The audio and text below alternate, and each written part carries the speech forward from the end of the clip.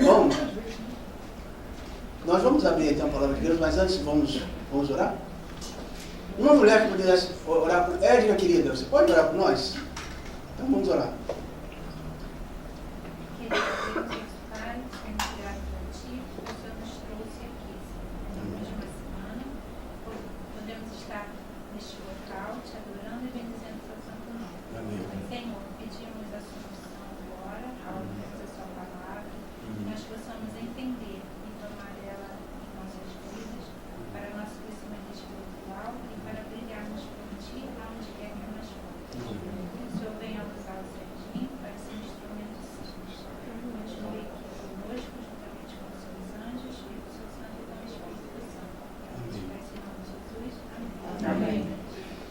Vou contar para vocês uma história que vocês poderão ouvir e depois contar para os seus filhos e para os seus netos.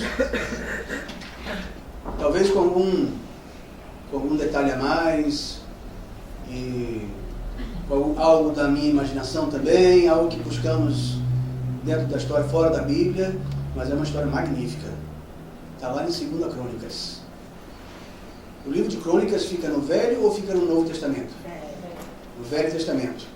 Na página 306, então, dessa Bíblia, 2 versos magníficos para iniciar. 2 Crônicas, capítulo 1. Eu acho sensacional isso que nós vamos ler.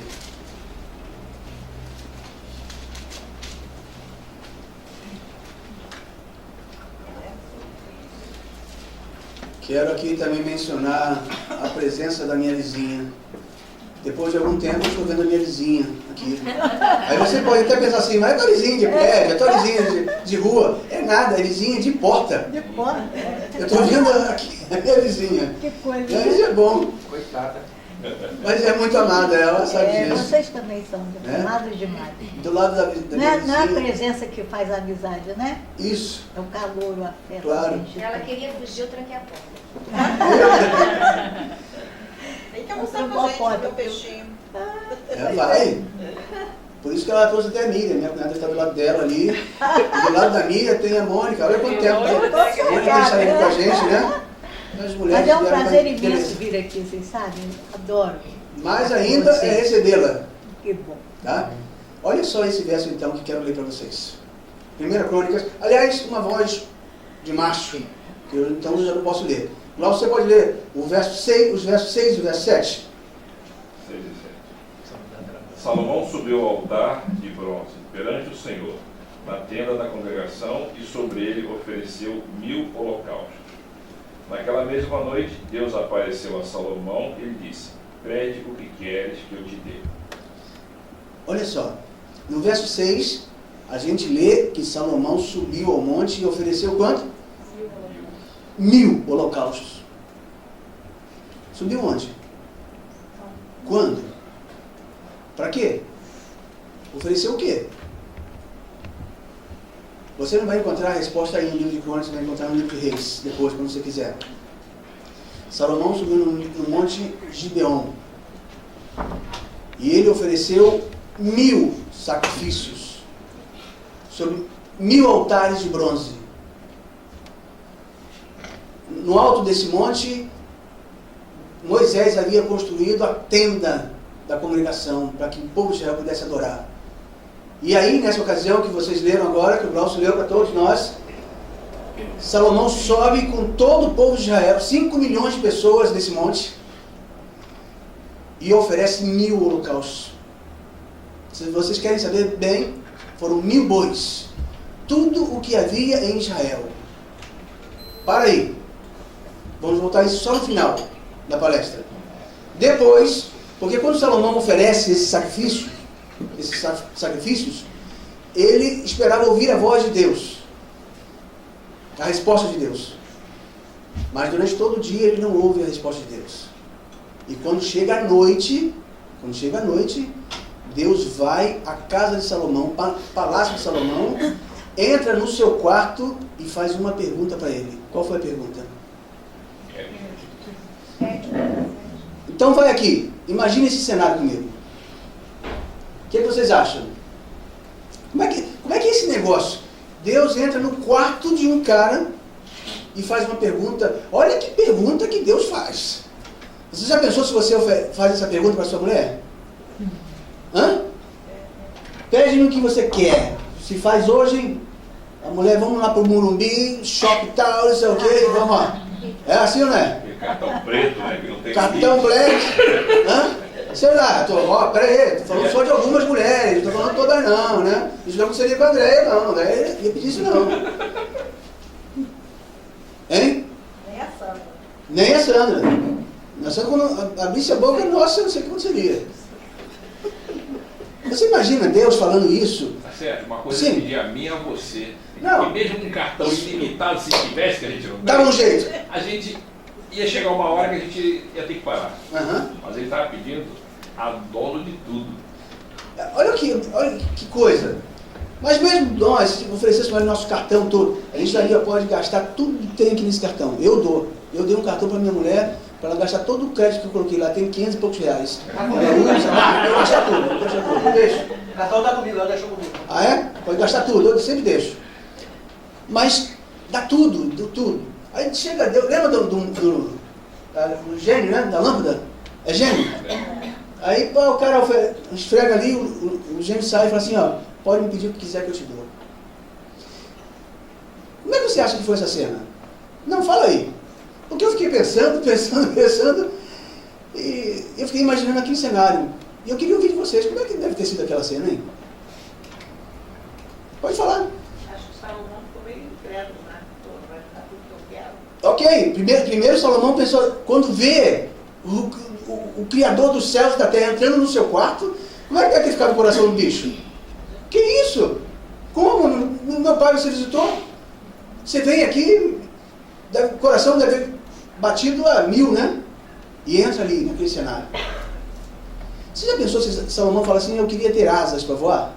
Que o homem sonha em voar, não eu, nunca. A altura não é comigo. Mas você já pensou se Salomão pede asas? Deus daria ou não daria? Daria. Por que daria? Ele falou tudo que viu. Porque a Bíblia diz que Deus não é homem para... Não.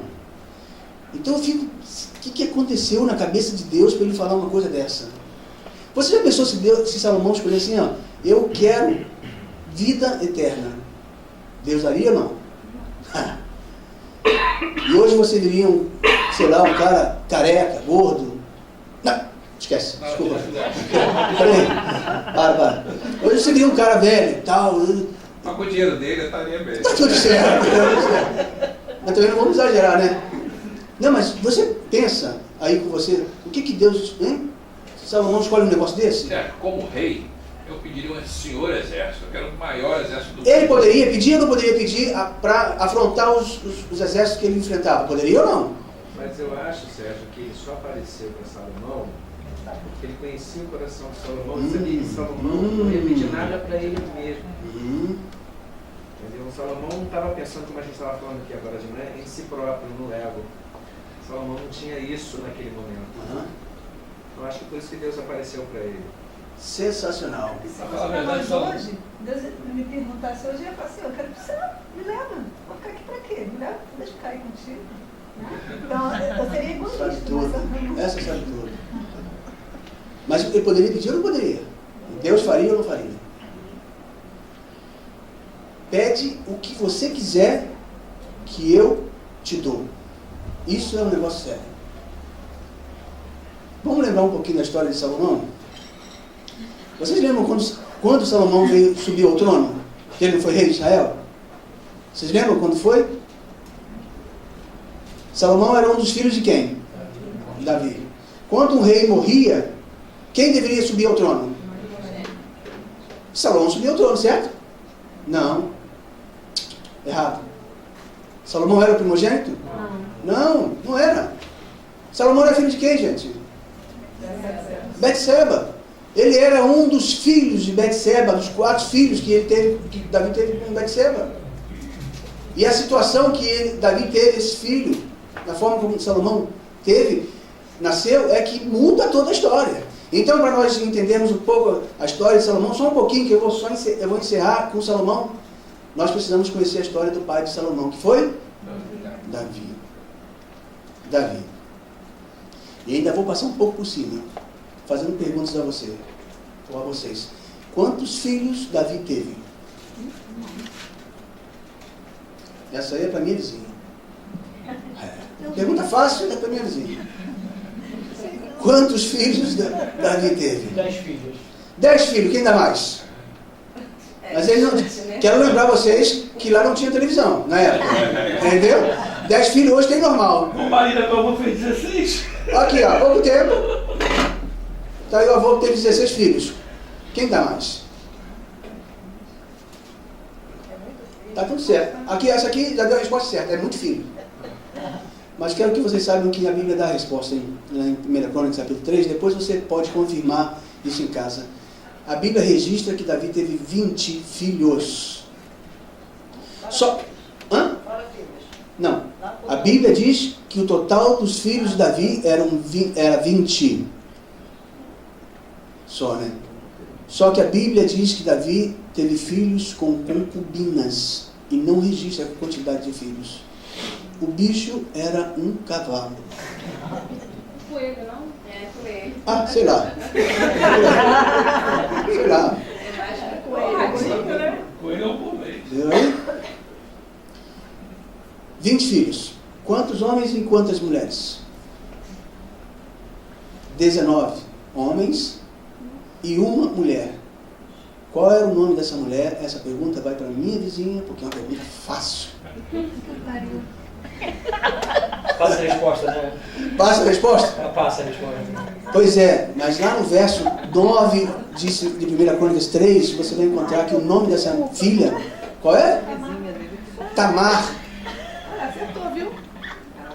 Tamar, isso mesmo. Era Tamar.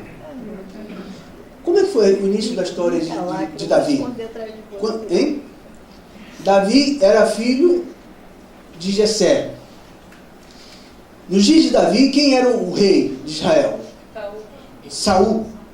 Saul foi o rei de número quanto de Israel? 1. O primeiro rei de Israel foi Saul. Só que enquanto ele buscava Deus, as coisas iam bem. Depois que ele voltou as costas para Deus, Deus então tirou de Saul, depois de dar todas as oportunidades que poderia dar para alguém, tirou a bênção de Saul e chamou um profeta e disse assim: vai você à casa de Jessé, porque de lá vai me sair quem? Um rei. Quem era o profeta que Deus chamou?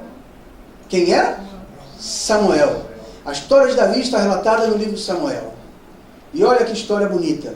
Samuel sai e vai para a casa de Davi. Onde Davi morava? São Paulo, Rio, Minas. Onde é que Davi morava? Belém. E Samuel vai em direção a Belém. E quando entra em Belém, vieram os líderes de Belém e já preocupados, já disseram, pararam Samuel e disseram assim: me diga, profeta. Porque todos tinham um enorme respeito pelos profetas. E medo também, porque sabia que eles traziam coisas boas e coisas ruins. Coisas boas e mensagens ruins. Então eles param Samuel e dizem assim: Samuel, só me diga se a sua vinda é de paz ou é de maldição. Samuel diz assim: a minha vinda é de paz. Eu venho para uma reunião sagrada na casa de Jessé. E a notícia se espalha e chega na casa de Jessé, e Jessé começa a preparar as coisas. E quando ele chega lá e entra em casa, você quer ler essa história comigo? Então vamos aí. Samuel, rapidamente, capítulo 16. Só que é o primeiro livro, tá? Primeira parte. 1 Samuel. Capítulo 16. Os versos de 3 a 11. Miriam, você poderia ler para nós, Miriam? 1 Samuel, capítulo 16, versos 3 a 11. Todo mundo sem óculos aí. Todo mundo sem óculos. Mas eu faço isso de propósito mesmo. Deixa eu ver se eu enxergo com esse aqui. Dá? 16, 3 a 11? 3 a 13. 10 versos apenas. Espera que ela vira um lugar. Tinha que ser, né? Todos acharam? Vamos ler aí. Capítulo 16, 3 a 11. Peraí. Você lê então do verso 10 a 13. Pode ler? 3 a 10? Convidarás Jessé para o sacrifício. Eu te mostrareis o que hás de fazer, e ungir-me-ás a quem tu designar. Eis, pois, Samuel, o que dissera o Senhor, e veio a Belém. Saíram-me ao encontro os anciões da cidade, tremendo, e perguntaram: é de paz a tua vinda? Respondeu ele: é de paz. Vim sacrificar ao Senhor. Santificai-vos e vinde comigo ao sacrifício. Santificou ele a Jessé e os seus filhos e os convidou para o sacrifício. Sucedeu que, entrando eles, viu Eliabe e disse consigo: certamente está perante o Senhor o seu ungido. Porém o Senhor disse a Samuel: não atentes para a sua aparência, nem para a sua altura, porque o rejeitei. Porque o Senhor não vê como vê o homem. O homem vê o exterior, porém o Senhor vê o coração. Então chamou Jessé a Abinadab e o fez passar diante de Samuel, o qual disse: nem a este escolheu o Senhor. Então Jessé fez passar Samã. Porém Samuel disse: tampouco a este escolheu o Senhor. Assim fez passar Jessé os seus 7 filhos diante de Samuel, porém Samuel disse a Jessé: o Senhor não escolheu este. Isso, e aí? Perguntou Samuel a Jessé: acabaram-se os teus filhos? Olha, Ele respondeu: ainda falta o mais moço, que está apacentando as ovelhas. Disse, pois, Samuel a Jessé: manda chamá-lo, pois não nos assentaremos à mesa sem que ele venha. Então mandou chamá-lo e fê-lo entrar. Era ele ruivo, de belos olhos e boa aparência. Disse o Senhor: levanta-te e unge-o, pois esse é ele. Tomou Samuel o chifre do azeite e ungiu no meio de seus irmãos. E daquele dia em diante, o Espírito do Senhor se apossou de Davi. Então Samuel se levantou e foi para Ramá. Obrigado. Essa é a história.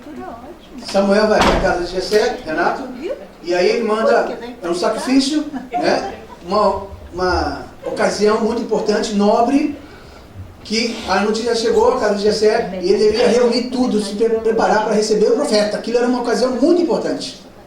E ele reúne então todos os seus filhos. O profeta chega, e aí quando ele entra, os olhos de Samuel se enchem, porque o coração também se enche, porque ele vê homens ali, todos eles aptos para ser o rei de Israel. Tanto que quando ele vê logo primeiro Eliabe, assim meio parecido com o Renato, altão, fortão e tal, ele já fala assim: opa, estou vendo um rei de Israel aqui. Só que quando ele ia ungir Eliabe, rei de Israel, quem interfere? Para aí, cara. O que você está fazendo? Eu achei um que tem a cara de rei. O que Deus fala para ele? Mas eu não estou buscando um que tem a cara do rei. Eu estou buscando um que tem o quê de rei? Coração de rei. E Deus fala assim: Samuel, o homem vê o quê? O exterior, mas eu vejo o coração, eu vejo o que está por dentro. E ele manda passar todos os filhos. E quando passam todos os filhos, e aí vem aquela pergunta clássica que nós conhecemos até hoje. Qual foi a pergunta que Samuel fez para Jessé? Acabaram? Não tem mais? Tem certeza? O que Jessé respondeu? Vou trazer para vocês uma tese mais aceitável. Talvez uma parte da história que vocês não conheçam. O que aconteceu para Jessé não chamar Davi para participar daquela ocasião? Esqueceu? É possível? Você esqueceria dos seus filhos? A Andréia tem, não sei, 14 filhos. Sei lá. Quase chega em Davi, né? Déia, ela tem uma filha que mora muito longe daqui. Você esqueceria de uma filha? Jamais. Você esqueceria de um filho? Você acha que Jessé esqueceu do filho? Ah, não? O que esse filho estava fazendo? Acabaram seus filhos? O que Jessé disse? Não. Ainda tenho mais moço. Muito constrangido ele falou isso. Ainda tenho mais moço. Tá, peraí. Vamos pensar no seguinte. O filho de importância na família era o primeiro, primogênito, porque carregava aquela história da primogenitura, a bênção. Esse tinha uma importância. Mas o filho mais novo era o mais paparicado pelo pai. Porque era considerado filho da velhice. Entende? Raspa do tacho. Lembra de José com Jacó? Ele era o mais paparicado ou não era? Ele que ganhava mais um presentinho, ele que ganhava roupa, não sei o quê, o pai fazia tudo por ele. Então, o filho devia ser paparicado, coisa que não aconteceu com Davi.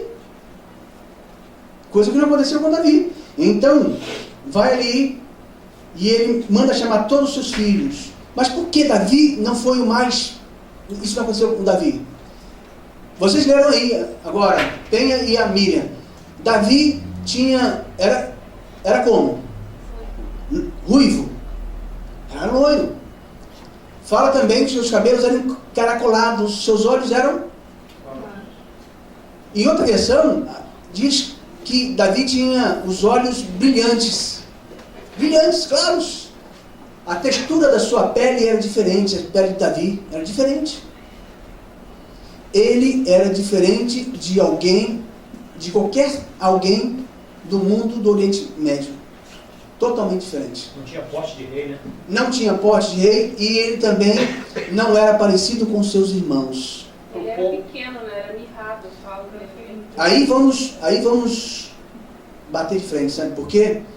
Vou só lembrar vocês que quando Davi foi guerrear por Israel, ele se colocou para lutar contra Golias. Saul, que era o rei, e quando ele foi escolhido rei, a Bíblia diz que a cabeça de Saul estava sobre o quem? Sobre todos os ombros de todos os soldados de Israel, certo? E quando Davi se propôs a lutar em favor de Israel, Saul diz assim: toma a minha e usa a minha armadura. Pelo menos isso. Mas você acha que se eu fosse para um casamento hoje e não tivesse um terno, o Glaucio ou o Renato iam me oferecer o terno dele para usar? Por que não ia? Tá rindo por quê? Tá vendo, Pé? Aí você põe tudo a perder, sabe? Te elogio, põe lá em cima, põe tudo a perder. Tinha que chamar a costureira, não é? Eles me ofereceriam? Não ofereceriam. Porque Saul ofereceria para Davi a roupa dele? Então, tirem da cabeça de vocês essa informação. Não era.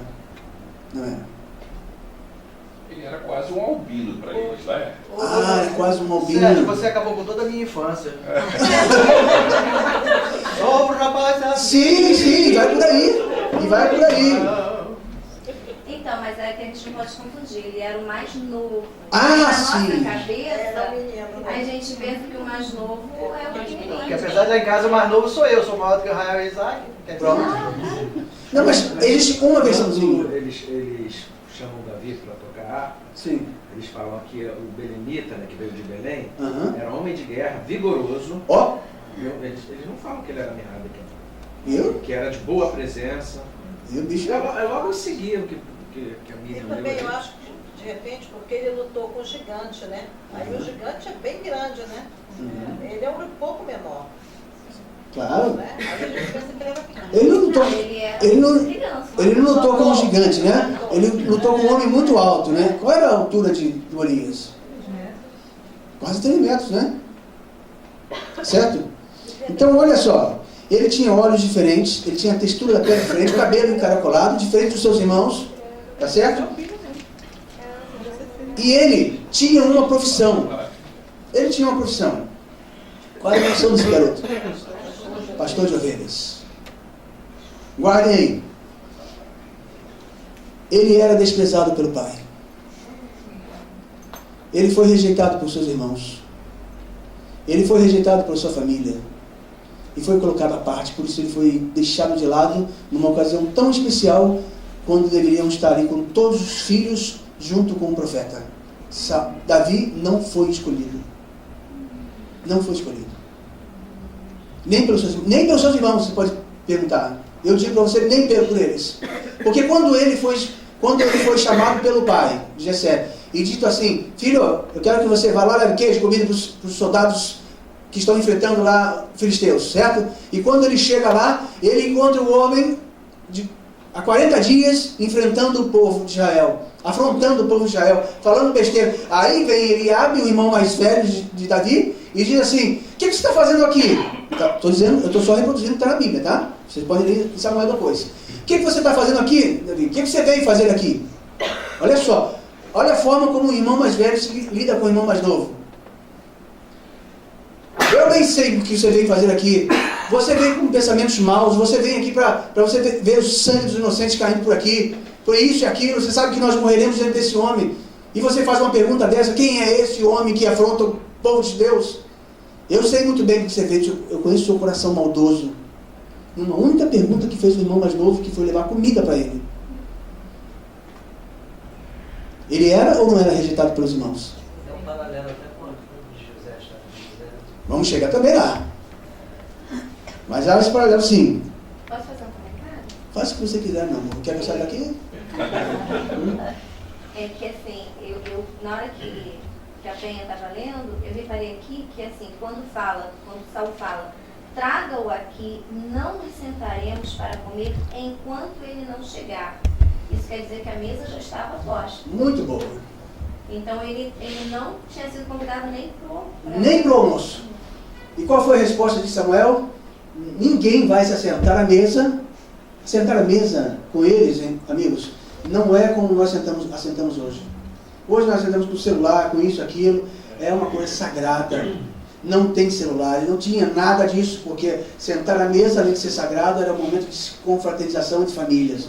E Samuel disse assim, ninguém vai se assentar à mesa enquanto esse garoto não chegar aqui. Tá certo? E ele era o quê? O que ele faz? Ah, ele é pastor de ovelhas. Pastor de ovelhas, o status de pastor de ovelhas cresceu muito, subiu muito por conta de quem? Que era considerado o bom pastor. E ele subiu muito, mas na época de Jesus, na época do Velho Testamento, não de Jesus, do Velho Testamento, tá certo? Pastor de ovelhas era o homem que não servia para marcenaria. Para marcenaria. Porque o cara que era marceneiro, era da classe média alta. Aliás, não conheço marceneiro nenhum que não seja de classe média alta. Marceneiro, o cara que não servia para carpintaria, o homem que não servia para guerra, o homem que não servia para nada, ele era responsável para cuidar de bichos. Então, a profissão era desvalorizada. Davi foi levado para cuidar de ovelhas. De ovelhas. E sabe de uma coisa? A Bíblia diz que Davi não somente cuidava de ovelhas, mas ele cuidava de ovelhas malhadas. Malhadas é aquelas que não tinham não tinham valor, a lã era de outra cor, tudo mais, mas o Talmud diz que as ovelhas malhadas eram aquelas que não somente não tinham valor, mas aquelas que tinham problemas físicos, aquelas que nasciam, as aberrações da natureza, tinham duas patas, duas cabeças, não sei o que e tal. Davi foi levado para lá, para cuidar desses bichos. Quem é esse menino? Que aparece no contexto dessa história, escondido pelo pai, rejeitado pelos irmãos. Quem é esse garoto que veio da linhagem de Ruth? Quando você lê a Bíblia, no livro de Mateus, capítulo 1, você percebe que Davi era da linhagem de Ruth. Ruth era moabita. Então há uma tese muito forte de que Davi era filho de uma moabita. Não sabemos o nome dela, não tem na Bíblia, não adianta você procurar. Mas se você for no Talmud, num livro, na página 33, depois eu posso ler o nome que não me vem à cabeça agora, você vai encontrar o nome dessa mulher. E o nome dela é Nisbet, filho de Ebael. É o nome da mãe de Davi. Como é que é o nome dela? Nisbet. No meio das ovelhas malhadas, ou marcadas, ou com defeitos,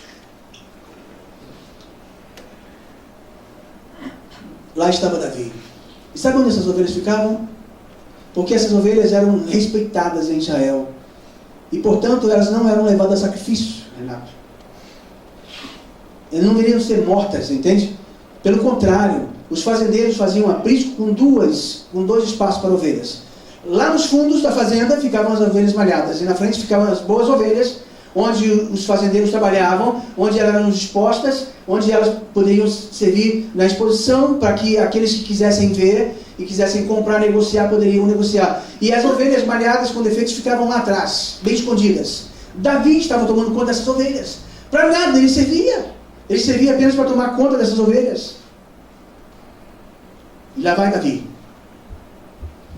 E quando ele toma conta, você acha, antes disso, Você acha que Davi percebeu o clima ou não? Hein? O que vocês acham? Acham que Davi percebeu o clima ou não percebeu?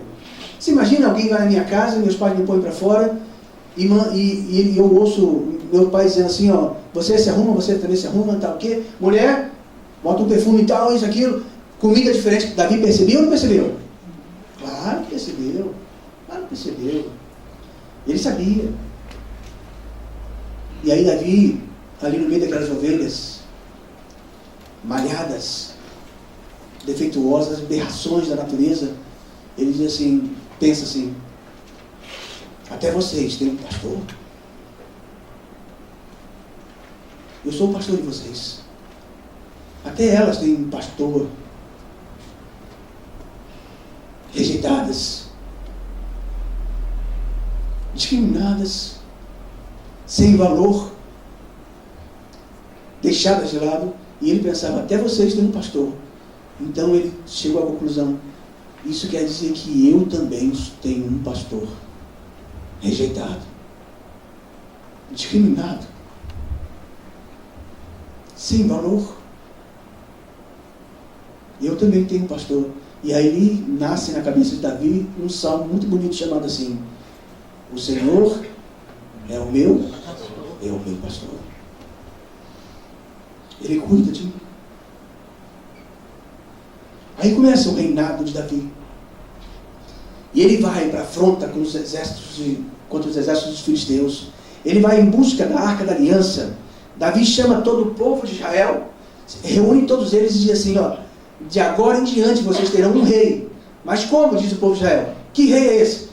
É você. Ele diz, não sou mais ele. O rei de Israel agora em diante é o Senhor. É o Senhor. Davi prospera por conta disso. Israel cresce. Sua fama se espalha por todos os reinos. Ele compõe músicas, compõe poesias, escreve salmos. Deus faz crescer aquele garoto rejeitado, discriminado, faz dele um grande homem. É o que acontece com todos aqueles que ousam crer e a confiar em Deus. É o que acontece com todos aqueles que ousam a confiar quando todas as coisas falham, quando todas as coisas vão mal, quando as respostas às nossas perguntas não existem. É o que acontece com todo aquele que vive na angústia, com todos aqueles que se vê sua vida sendo depreciada, com todo aquele que enfrenta dificuldades na família, no trabalho. É o que acontece com todo aquele que confia no Senhor. Sabe por quê? Lá no capítulo 21 de Samuel, a gente vê Davi envelhecendo, já com idade, e ele sai para guerrear novamente, contra os filisteus. E ali ele se encontra com 4 filhos de Anak e de Taimã. 4 filhos de Anak e Taimã. Anak, descendentes dos Anaquins. Anaquins era um povo que viveu aqui nessa terra, de homens altos, gigantes. E ele se encontra com 4 soldados desses, 4 filhos de Anak. E um deles, carregando uma lança de 45 quilos, tenta contra a vida de Davi. Davi já não tinha mais forças para enfrentar os soldados assim. Até que ele sai, um dos seus valentes, um dos seus guerreiros, defende Davi e mata o guerreiro. E aí, olha só que história bacana, amigos. Aí, os soldados de Israel põem Davi em cima de um cavalo, bate no cavalo e diz assim, volta para o acampamento. E nunca mais você vem para a guerra, para que não se apague a lâmpada de Israel. Para que não se apague a lâmpada que traz Deus no nosso centro. O único homem morra, o homem que traz Deus aqui para nós. Para que não se apague a lâmpada de Israel. Volta para o acampamento. Não venha mais para a guerra. Nós guerreamos por você. Tu não sairás mais para a guerra, Davi. E ele se aposenta das guerras. Davi se aposenta das guerras. E muitos dias depois, o povo sai novamente para guerrear contra os amonitas. E Davi passeia pelas varandas do palácio. Eis que ele vê quem? Uma mulher na sua casa. O nome dela? Batseba. Talmud diz que ela era uma mulher linda. Linda. Diz mais ainda, além de linda, ela era inteligente, muito inteligente. Diz até que seu filho, parte da sabedoria do seu filho vem da sua mãe. E aí Davi fica louco quando vê aquela mulher. Fica louco. E manda buscar aquela mulher. Tomado por como se fosse uma besta fera. Ele não quer saber a história daquela mulher. Ele não queria saber nem se aquela mulher era casada. E se era casada, com quem era casada. Ele simplesmente manda buscar aquela mulher e se deita com aquela mulher. A possui algumas vezes, até que aquela mulher traz uma notícia para ele. E qual era a notícia? Hã? Aí, rei, a casa caiu. Eu estou grávida. Aí o bicho fica apavorado. Sabe por quê? Porque a semelhança de você e de mim, ele se preocupava com a reputação dele. Muitos de nós nos preocupamos com a nossa reputação e não nos preocupamos com o nosso caráter. As pessoas se preocupam muito com o que os outros vão dizer de você, e você está esquecendo de se preocupar com o que você é realmente. Davi ficou preocupado, eu sou rei de Israel. Como eu vou ter filho fora do casamento? Quem é essa mulher? E descobre que aquela mulher é a esposa de um oficial do seu exército, de alguém que ele gostava. Qual era o nome dele? Urias. Ele era filho, ela era esposa de Urias, era esposa de Urias, grávida de mim, não pode. Então ele pensa numa estratégia, desesperado. Ele esquece de que ele poderia ter ido a Deus, dito a Deus, como é que eu faço agora? E agora o que eu tenho que fazer? E aí ele pensa na estratégia, assim que nós fazemos, quando nós queremos esconder algum erro, algum pecado, é assim que nós fazemos. E ele chama, dá uma ordem para que vá até a guerra e mande Urias voltar para casa. Mande Urias voltar para casa. Eu vou fazer o seguinte, eu vou fazer com que Urias se deite com a mulher dele, e depois que ele se deitar com a mulher dele, todos vão pensar que o filho de Betseba é de quem? De próprio marido. Tá certo? E aí Urias chega e Davi fala assim, você é o cara. Você é o cara. Tá cansado? Vai para casa. Vai para casa, a tua mulher está esperando você lá. Cheirosinha, conheci a tua mulher. O pessoal fala, vai para casa, se deita lá. E Urias vai para casa, mas não consegue dormir com a mulher. Não consegue. E aí vem o pensamento dele ali, tudo que os soldados estavam passando lá contra os amonitas, e ele não dorme e volta no dia seguinte no palácio e diz assim, rei, não dá, não consigo dormir. Eu sou um oficial, e eu tenho, meus capangas estão lá morrendo por mim, meus soldados, e eu preciso voltar para lá. Caramba, você não dormiu com a tua esposa, não? Não dormiu? Então peraí, leva essa carta para mim. Vira o rosto, vai para lá, espera na sala de recepção. E Davi escreve uma carta. Escreve uma carta para o seu amigo, que é o capitão do exército. Qual é o nome desse amigo? Gostei que você fala assim. Alguém ouviu? Bonitinho, né? Comandante das forças. Sabe, um macho falando assim. Coisa linda, né? Qual é o nome desse amigo? Ah, sim. Qual é o nome desse amigo? Joabe. E ele escreve uma carta para Joabe. Sabe o que disse para Joabe nessa carta? Uma única frase. Joabe, manda ele lá para frente. Urias não pode voltar. Um abismo leva ao outro. Um abismo puxa o outro. Joabe, Urias não pode voltar. E Joabe entendeu a mensagem. E sabe o que Joabe fez? Foi para frente de batalha. Você está descansado, tá, Joabe? O Urias está descansado. Você ficou uns 2 dias lá na tua casa. Os soldados estão cansados demais. Urias, vai pra frente. Eu vou. Deixa comigo. Não tenho essa experiência não, mas eu vou. E o que aconteceu com ele? Morreu. Deu tudo certo, entendeu? Davi esqueceu de uma coisa. Que há um que vê tudo que se passa nessa terra.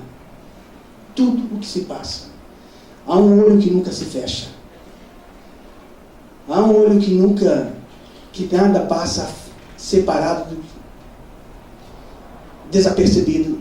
Que a Bíblia chama que esse homem tem como se fosse 7 olhos de fogo. A Bíblia chama assim, 7 olhos de fogo. E vê o que Davi fez. Quando ele se permite aos mais baixos sentimentos, como esse que ele teve, planejando a morte de Urias.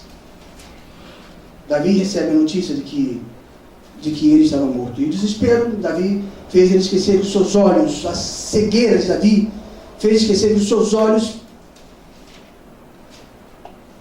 não visse que há outro que pudesse ver. Deus viu todas as coisas. Aí Deus fala assim, chama um outro profeta. Qual é o nome desse outro profeta? Natan. Natan, vem cá. Leva uma mensagem para o povo de Israel. Leva fácil. Diz o que o Senhor quer que eu diga para eles. E os profetas geralmente levavam uma mensagem para... E eles gostavam também de levar essas mensagens. Manda pau neles, corta eles, que isso, aquilo, tudo mais. É para quem, Senhor? E Deus fala assim para Natan, você vai levar uma mensagem para o rei de Israel. Para o rei de Israel, o homem conforme, segundo o coração de quem? O homem de louvor, o homem de adoração, o homem que... A lâmpada de Israel, você vai levar uma mensagem para ele. Que mensagem eu vou levar para ele, Senhor? Você vai levar uma mensagem para ele. E quando Deus disse a mensagem que ele deveria levar, Natan se arrepiou dos pés à cabeça. E eu, se estivesse no lugar de Natan, eu me arrepiaria também. Porque ao levar essa mensagem, se Davi quisesse pensar assim, ó, Natan, eu vou te considerar um traidor, um déspota, sabe o que aconteceria com Natan? Forca. Seria morto. Por isso ele pensou numa prosopopeia, ele pensou em inventar uma história para chegar lá onde ele queria. Atingiu o objetivo de alguma forma. E qual foi aquela história? Aí você vai ter que me dizer. Qual foi a história? Não vou dar continuidade enquanto vocês não falarem. E aí? Qual foi a história? Olha quando Natan chegou para o rei e falou assim, rei, é sabido que um rico fazendeiro tem muitas o quê? Ovelhas. Mas de repente chega alguém nessa tua fazenda, um viajante muito necessitado, e ele precisa comer. Mas o rico fazendeiro, ele não usa as suas ovelhas nada. Sabe o que ele faz, rei? Ele vai numa fazenda ao lado onde tem um pobre fazendeiro que só tem uma única ovelha. E sabe o que ele faz, rei? O que ele faz? Davi estava esquentando. A ovelha da família. A ovelha da família, para matar a fome da família, e o sangue de Davi já vai esquentando, né? O que esse cara fez? Ele matou o fazendeiro, rei, que só tinha aquilo. E pegou a ovelha e levou para o viajante. Não brinca, ele fez isso. O que você faria, rei? Sabe o que o rei disse? Sabe o que Davi disse? Eu gostei de Eliezer agora. Primeiro foi o Rael, já falou assim, e agora foi o Eliezer. O que quer dizer isso, Eliezer? Pague 4 vezes pela morte. Que o criminoso pague 4 vezes pela morte desse fazendeiro. 4 vezes. Põe na sua cabeça aí agora o número 4. 4 vezes ele vai pagar por isso. 4 vezes. 4 vezes. E todo mundo diz que aqui começou a tragédia de Davi. A desgraça de Davi começou aí. Porque ele não foi misericordioso. Ele não pensou, ele não teve sabedoria. Porque quando o profeta leva essa mensagem para ele, ele poderia pensar assim, o que eu faria? Chama lá esse cara. Deixa eu ouvir o lado dele também. Não seria legal a gente ouvir outro lado? Porque muitas coisas acontecem, é bom que a gente ouça. Já pensou se Davi usasse de misericórdia para aquele rapaz, depois de ouvir a mensagem dele, ao lado dele? Já pensou se Davi pensasse em alguma outra forma de punição? Mas Davi não respondeu no seu ímpeto, ele pague 4 vezes. E sabe o que o rei disse? Sabe o que o profeta disse para ele? Você foi o cara que fez isso. E o que Davi respondeu? Engoliu seco. Sequinho. Passou na cabeça de Davi aquela história que ele fez. Tudo que ele fez. E ele pensou assim, a casa caiu. Pequei. Fiz tudo errado. Pequei. Tem um jeito. O rei falou assim, não. O profeta disse, não tem não. Está fora. Muitos cristãos falam assim, Deus amaldiçoou Davi. Coisa nenhuma. Isso é mentira. Isso é mentira. E eu vou falar para todo mundo que isso é mentira. Entende? Não foi Deus que deu a sentença para Davi. Quem deu a sentença para ele? Foi ele que deu a sentença para ele mesmo. Por que muitos dizem que foi Deus que deu a sentença para ele? Que ele foi amaldiçoado ali? Não foi ele. Não foi Deus, foi ele mesmo. Foi ele mesmo que disse que ele deveria pagar 4 vezes. E quando aconteceu isso? Sua mulherzinha começou a crescer a barriga, o filho nasceu, e o que aconteceu com o filho ao longo dos anos, ao longo dos dias? O filho ficou como? Doente. Ficou doente, Davi então chama os médicos de Israel. Chama todos os médicos de Israel, eu pago. E todos os médicos vieram. O que meu filho tem? Não sei o que meu filho tem. E as coisas foram acontecendo. Os médicos falaram, não tem solução no caso do seu filho. Então chama os médicos do Egito, que são os melhores que vocês. Eu pago para eles. E aí vieram os médicos do Egito e ninguém sabia a solução. Ninguém sabia. Então Davi falou assim, vocês não têm a solução? Eu vou até Deus e eu faço jejum. E Davi fez jejum. E a cada dia que ele fazia jejum, o filho piorava. Até que no 7º dia, o que aconteceu? O que aconteceu? Morreu. Davi caiu. Deprimiu. E lembrou de tudo aquilo que ele havia passado com Natan. 4 vezes. Pague o criminoso pelo seu crime. 4 vezes. Davi ficou pensando assim, quando vai ser o próximo? Com quem vai ser o próximo? Passaram os dias e Davi tem uma notícia lá no palácio. Está tendo um incesto dentro do seu palácio, rei. Que? Incesto dentro do meu palácio? Quem? Quem é o maldito que poderia estar praticando incesto dentro da minha casa? E aí vem a notícia para ele. Aminon, um dos seus filhos, se vê atraído por quem? Tamar.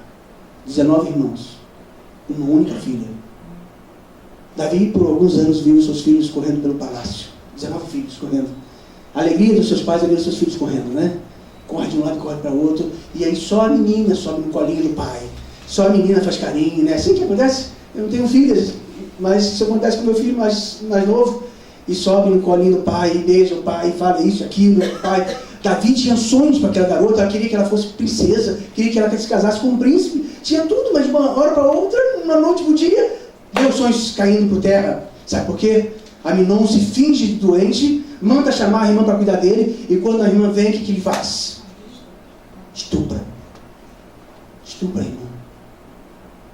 E o estupro, o abuso, acaba com a vida da menina. Acabou com a vida da garota. No dia seguinte, a notícia se espalha pelo palácio. Se espalhou. Mas não foi a garota, porque tudo que ela queria que ninguém soubesse. Sabe quem espalhou? Fui eu. Eu fui o primeiro. Sou eu, isso, aquilo. E a notícia espalhou e chegou até Davi. Sabe o que Davi falou? Quero vingança. Eu quero vingança. Quem fez isso com a minha princesa? Quem fez isso com a minha filha? Eu quero vingança. Quem fez isso? E sabe o que as pessoas disseram? Aminon, seu filho. Que? Aminon fez isso? Não, não foi Aminon. Foi Aminon. Foi Aminon. E sabe o que Davi disse para Aminon? Sabe o que? Você sabe o que Davi disse? Nada. Ele não fez nada e não falou nada para Aminon. Por quê? Por que não foi? Por que não falou nada? Não tinha moral. Porque era frouxo? Não, porque não tinha moral. Não tinha moral. Já pensou, Davi vai até Aminon e fala assim, ô filho, você não poderia pegar uma mulher que não era sua? É? Não posso pegar uma mulher que não é minha? Você tem moral para falar isso comigo, pai? Davi não tinha moral para falar isso. E sabe qual era o pior? Aminon era aquele filho mimado que começou a andar pelo palácio dizendo assim, eu faço o que eu quiser, porque meu pai não tem nem coragem de me repreender. Eu faço o que quiser aqui. Até que ele se encontra com o irmão dele, mais velho que ele, Absalão, que amava a sua irmã, sua única irmãzinha, e diz assim, maluco, o que você fez com a minha irmã? Por que você fez isso e tudo mais? Quem é você para falar isso comigo? Quem é você para me repreender? Meu pai não me repreendeu, você vai me repreender? Você está louco? E aí Absalão se tomou por um ódio fera, de uma besta selvagem, e pega Aminon, e sabe o que ele faz com Aminon? Mata Aminon. Mata com as próprias mãos, dentro do palácio. A notícia chega até Davi, dizendo assim, Aminon, seu filho está morto. Ele diz assim, eu quero vingança. Quero vingança, quero que mate, porque a lei diz que se alguém tirar a vida de outro, deve pagar com a própria vida. Eu quero que mate esse. Quem matou meu filhinho? E alguém diz para ele assim, Absalão, não, foi não. Absalão matou seu irmão, matou seu filho. Ele não foi. E sabe o que Davi fez? E sabe o que Davi falou com Absalão? Sabe? Nada. Por que ele não falou nada? Não tinha moral para falar. Absalão ainda era inocente antes de fazer o que fez. Davi poderia ter dito assim: você tirou a vida de um inocente? E Absalão poderia dizer: pai, você lembra de Urias? Ele não falou porque não tinha moral. Vocês estão contando? Que exemplo o pai deu? Nenhum. Absalão aproveitou que Davi estava sem força nenhuma, porque as pessoas ouviam o que tinha acontecido. E elas perguntavam: por que Davi não faz nada? Por que essas coisas não são, os filhos não são repreendidos? Por que as coisas acontecem? E Davi foi perdendo força, e Absalão, então, ele faz um motim e dá um golpe no reinado de Davi, toma o governo, e Davi foge do seu próprio filho, mesmo tendo a maior parte dos exércitos. E quando Absalão entra no palácio, toma o governo, ele vai até o cofre, tira tudo, 40 anos de guerra que Davi tinha sobre Israel, de liderança, tudo que o despojo, né, a herança de tudo isso, Davi guardou num cofre, e Absalão pega aquela herança toda, todo aquele espólio de guerra, e ele vai e compra e barganha com soldados, alguns poucos soldados para ficarem a favor dele, e ele então gasta todo o dinheiro em festa, tudo para os seus soldados. Vocês me defendam porque nós vamos matar o meu pai. E ele vai atrás do pai, para matar o pai. E o pai foge para as florestas. Mas a Bíblia diz que ele, enquanto corria a cavalo atrás do pai, ele é atraído com o seu próprio cabelo, que fica preso num dos galhos de árvore, e ele fica ali preso, suspenso na árvore. Ele sabe quem aparece diante de Absalão? Joabe. Lembram dele? Joabe? Aquele que havia colocado Urias na frente de guerra? O amigo de Davi? Joabe aparece. Joabe poderia ter levado o filho de Davi preso, cativo. Poderia ter dado uma surra nele. Poderia ter colocado ele no lugar dele. Mas sabe o que ele faz? Ele desembanha a espada e enfia na barriga de Absalão. Pelo meu rei, disse ele. Nunca mais eu faça isso com um rei de Israel. Pelo meu amigo, pelo Israel. Toma! Mata Absalão.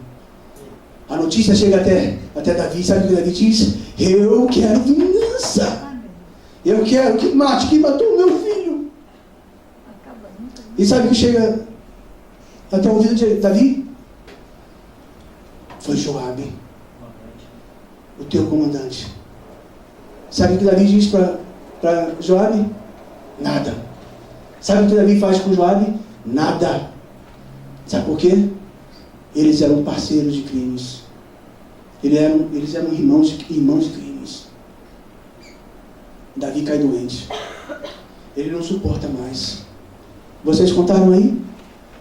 4 vezes deve pagar o criminoso pela morte daquele fazendeiro.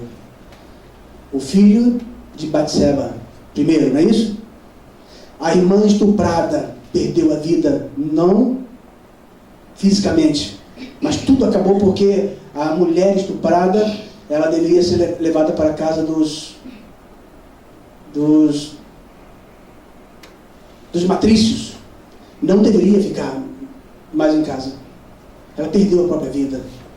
Ela era culpada por aquilo. Até hoje, no Oriente Médio, as mulheres são culpadas pelos estupros. 80% das mulheres que são presas no Oriente Médio, elas são presas por conta do estupro. Elas são culpadas por isso. Acreditam nisso vocês? É por isso que elas vivem com burca, onde só aparecem os olhos, para que elas não tentem os homens. Entendem?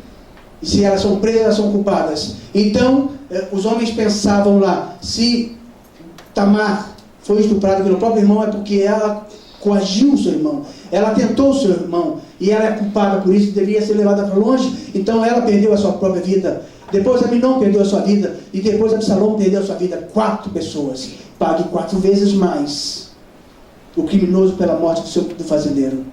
Você acha pouco? Se você acha que o fato de Tamar não ter morrido não é suficiente, Urias morreu 4 vezes. Davi está doente, está velho, os dias passam.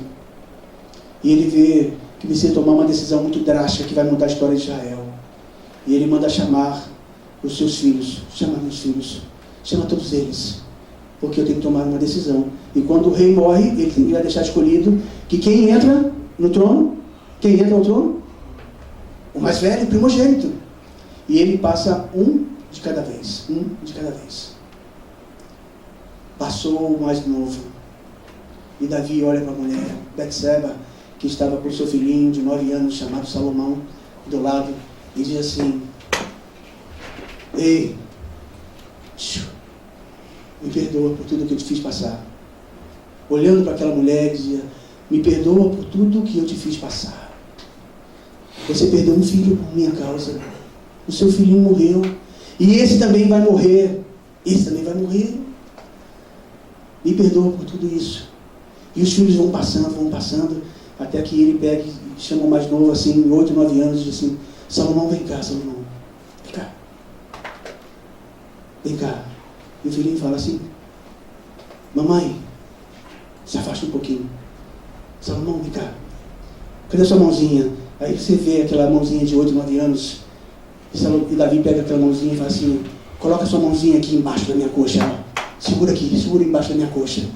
É onde se fazia um juramento. Segura aqui, aperta, Salomão, aperta. Apertou?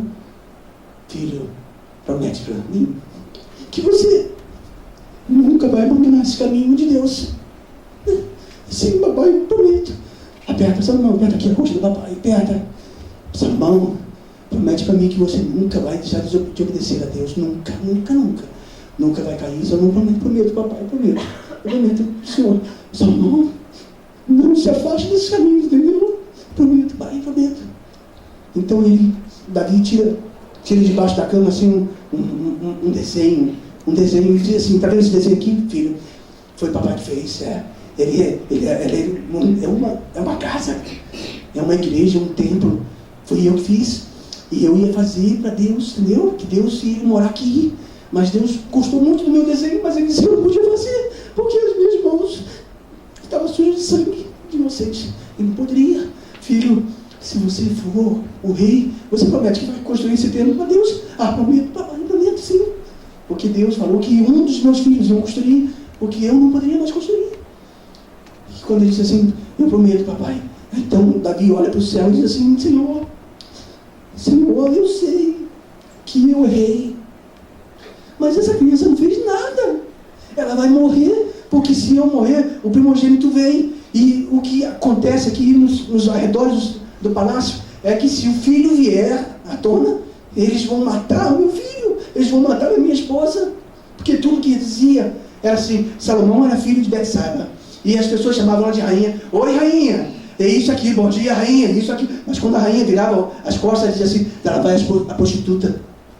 Lá vai aquele que fez o rei de Israel pecar. Lá vai aquele que sujou, aquela que sujou a biografia do rei de Israel.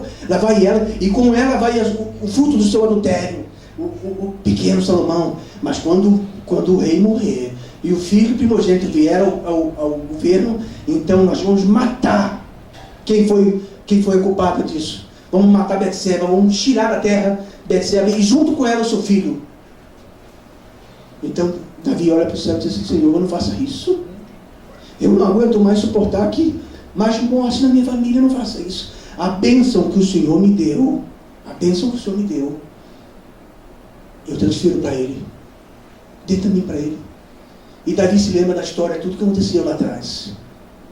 Ele não era o primogênito, Salomão não era o primogênito. Mas ele também não era o primogênito quando ele foi ungido rei por Samuel. Eu não sou o primogênito. Eu era filho de uma prostituta, talvez. Mas você me escolheu. Essa bênção que essa bênção passa também para Salomão, meu filho. E sabe o que diz a Bíblia? Sabe o que diz a Bíblia? E eu vou terminar por aqui.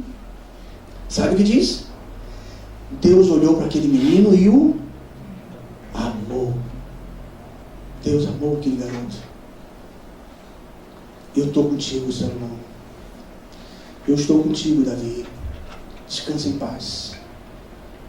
Os anos passaram, Salomão veio. E nós chegamos àquilo que o Glaucio leu aqui no primeiro verso que nós lemos. Salomão foi levado, enfrentou a primeira grande crise no seu governo. Sabe qual foi a crise? Israel foi tomado por um inverno castigante, mortal, como nunca. E os soldados e os seus súditos falaram assim: Salomão, o que nós vamos fazer? Você é novo, mas você é o rei? E agora, o que a gente faz? E Salomão falou assim: o que meu pai fazia numa situação como essa? Teu pai, sabe o que teu pai fazia, Salomão? O teu pai pegava a grana e ia nos reinos vizinhos, e ele comprava comida para o seu povo, e alimentava o povo ficava vivo. Ele, então, faça a mesma coisa. Chama o ministro da fazenda, né? Chama o Meirelles, não é assim que vem por aí? Chama o Meirelles, né? Chama o Meirelles lá e manda ele pegar o dinheiro. E Meirelles vai lá no cofre e fala assim: ixi, não tem nada. Sabe por que não tem nada, Davi? Porque eu sou filho de Absalão, pegou tudo, gastou tudo, não tem nada. Como não tem nada? O povo vai morrer, todo mundo. 5 milhões de pessoas vão morrer. O que nós temos aí? Temos 1000 bois. Estão lembrados do que nós lemos? 1000 sacrifícios, Salomão escreveu? Não foi? Salomão ofereceu? O que nós temos aqui? Só temos 1000 bois. Puxa, não são nem 1000 vacas. Não são vacas, não. Porque de vacas tem o leite. E do leite faz o queijo. Vamos alimentar o meu povo. Eram 1000 bois que eram levados para arar a terra e tudo mais, cansado, velhos. O que nós temos? Tudo que nós temos são 1000 bois. Peguem todos 1000 bois. Peguem todos eles. E vamos subir o monte de Joabe. Vamos subir com todos do povo de Israel. 5 milhões de pessoas. Chame todos os sacerdotes. Construa lá holocaustos de bronze, construa lá 1000 bois, e todo mundo subiu a montanha naquele dia, e as pessoas ficavam falando assim: caramba, vai ser diferente de Davi, esse cara vai começar o governo dele com um churrasco, isso, aquilo. Mas quando chega lá, Salomão faz uma oração e manda os sacerdotes sacrificarem todos os seus bois. 1000, a Bíblia diz que a fumaça subia para o céu, e Salomão ficava esperando a resposta de Deus. O que eu faço? O que eu faço? Como é que a gente faz para salvar tantos milhões de pessoas? E nenhuma resposta vinha. O sangue dos animais corriam pelos pés das pessoas. As pessoas falavam assim: cara, esse cara é maluco, ele está matando aquilo que poderia salvar a gente. O rosto de Deus: não, ele é santo, alguma coisa vai acontecer. E Salomão passa o dia e nada acontece. Deus não responde, até que chega a noite lá no quarto dele.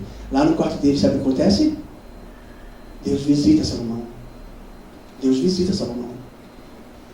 E entra no quarto dele e diz assim: o que Deus diz para ele? Fala, garota. Pede para mim o que você quiser, e eu te dou. Pede para mim o que você quiser, e eu te dou. Por que Deus fez isso? Porque Salomão, tudo o que ele tinha, eram 1000 bois. Nem o seu pai fez isso. Nenhum rei teve tamanha coragem de fazer o que ele fez. Pegou tudo o que tinha e ofereceu para Deus. Sabe o que Deus? Ninguém surpreende a Deus. Ninguém surpreende. Algumas pessoas pensam assim: eu gostaria de ter o que aquele tem. Eu gostaria de ser aquilo que ele é. Eu me lembro de um garoto ter falado assim para mim: eu gostaria de ser o que você foi. Um sobrinho fala isso para mim: tio, eu quero ser o que você é. Eu digo para ele assim: tenta não, que talvez você não consiga pagar o que eu paguei, o que eu pago até hoje. Tenta não. Salomão pegou tudo que tinha, 1000, leva tudo, sacrificou tudo. Mas isso não surpreendeu Deus, não. Porque quando você cuida das coisas de Deus, sabe o que Deus faz? Deus cuida das suas coisas. Quando você ama Deus, Deus ama você. Quando você sacrifica aquilo que você tem, Deus dá a você o dobro. E por isso Deus falou até para Salomão assim: vai, ousado, abusado. É de homens assim que eu preciso. É de garotos assim que eu preciso. Que não largue, que não abandone, que não fique comigo até o final, mesmo que não tenha saída. Fica comigo. Então você pede, garoto, o que você quiser. O que Salomão pediu? Senhor, eu poderia pedir qualquer coisa.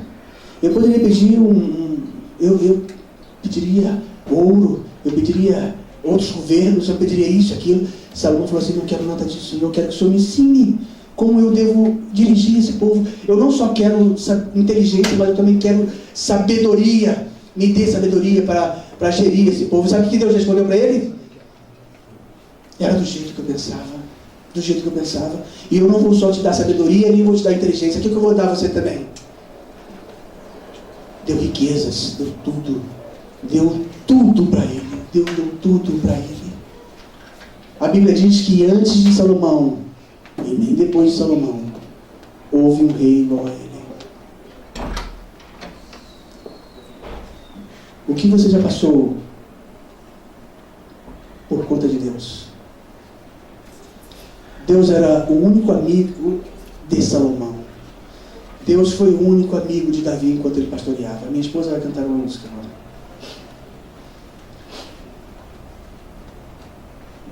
Deus era tudo que Salomão e Davi tinham, sabia? Quando eles estavam rejeitados pela família. Filhos de prostitutas, ambos, pai e filho. Abandonados pelos seus pais, rejeitados por suas famílias, pelos seus amigos, pela sociedade. Deus era a única coisa que eles tinham. Você já pensou nessa possibilidade? Mas é possível que um pai e uma mãe rejeitem um filho? É impossível? Isaías, no capítulo 49, diz assim: será que pode uma mãe que carrega um filho no ventre esquecer do seu próprio filho? Mas aí Deus responde assim: mas ainda que ela viesse a esquecer do seu próprio filho, eu nunca me esquecerei de ti. E lá na frente ele diz assim: eis que eu tenho gravado o seu nome na palma da minha mão. Eu posso ser a sua única saída. Eu posso ser a sua única resposta. Eu posso ser o seu único sustentáculo. Eu posso ser a sua riqueza. Eu posso ser a sua resposta. Se você se decidir por mim. Você já se decidiu por Deus? Mas decidir mesmo por Deus, Ele pode ser seu único amigo. É a música que a Sandra vai cantar para nós terminarmos. Vamos ouvir?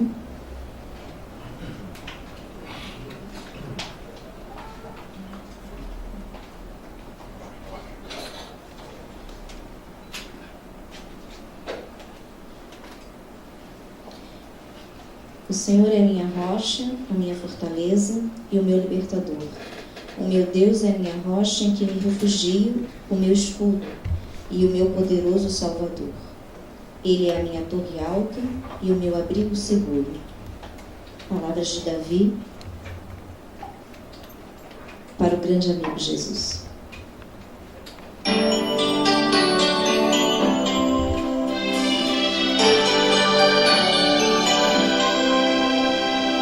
Eu vivia só e sem esperança,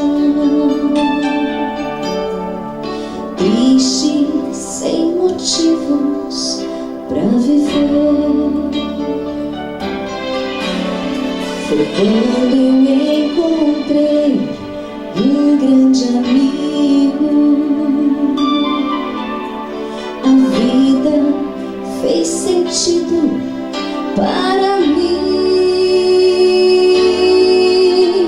Agora tenho paz, já posso então sorrir e vou cantar do amigo sem igual.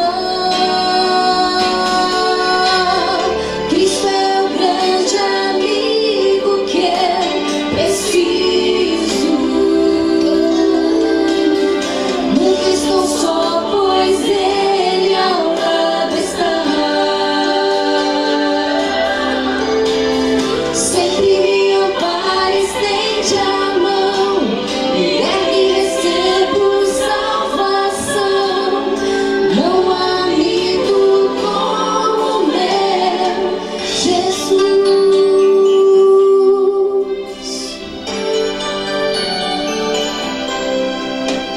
Amigo, se você se sente sozinho,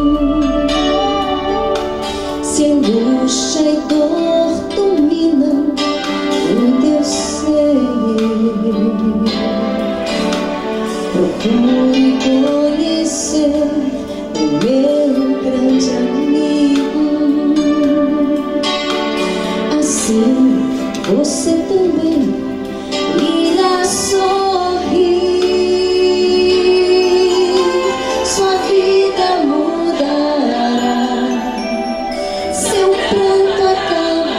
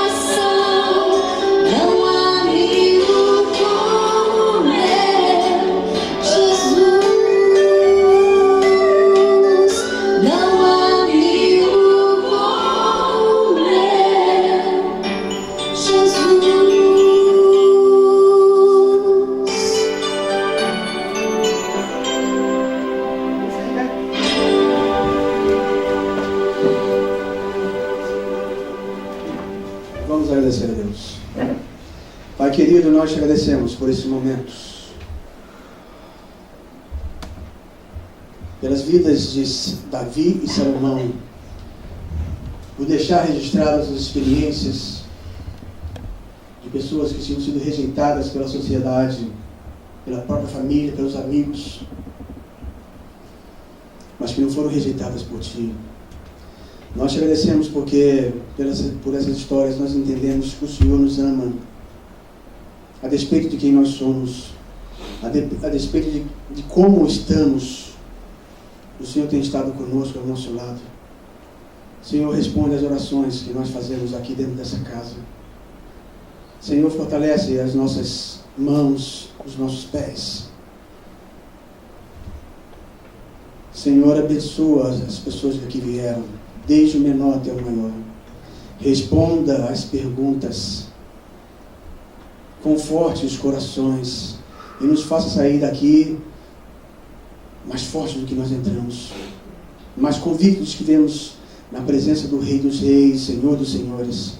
E a semelhança desses dois homens, faça de nós instrumentos nessa obra, na Tua causa, e que possamos defender o Seu nome até o último dia, em nome de Jesus. Amém.